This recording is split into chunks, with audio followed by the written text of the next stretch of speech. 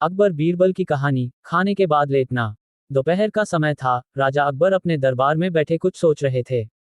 अचानक उन्हें बीरबल की कही हुई एक बात याद आई। उन्हें याद आया कि एक बार बीरबल ने उन्हें एक कहावत सुनाई थी, जो कुछ इस तरह से थी, खाने के बाद लेटना और मारने के बाद भागना एक सयाने मनुष्य की निशानी होती है। राजा सोचने लगे, अभी दोपहर का समय है। यकीनन बीरबल खाने के बाद सोने की तैयारी में होगा। चलो आज उसकी बात को गलत साबित किया जाए। ये सोचकर उन्होंने एक सेवक को आदेश दिया कि इसी वक्त बीरबल को दरबार में उपस्थित होने का संदेश दिया जाए। बीरबल अभी खाना खाकर बैठे ही थे कि सेवक राजा का आदेश लेकर बीरबल के पास पहुंचा।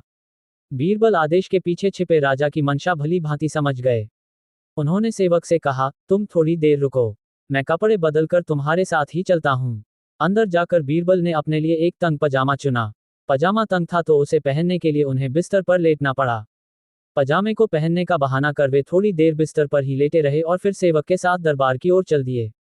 दरबार में राजा बीरबल की ही राह देख रहे थे। उनके वहां पहुंचते ही राजा ने पूछा, क्यों बीरबल, आज खाने के बाद लेटे थे या नहीं? बीरबल ने जवाब दिया, जी महाराज, जरूर लेटा था। ये सुनकर राजा को बहुत गुस्सा आया। उन्होंने बीरबल से पूछा, इसका मतलब यह है कि तुमने मेरे आदेश का असम्मान किया?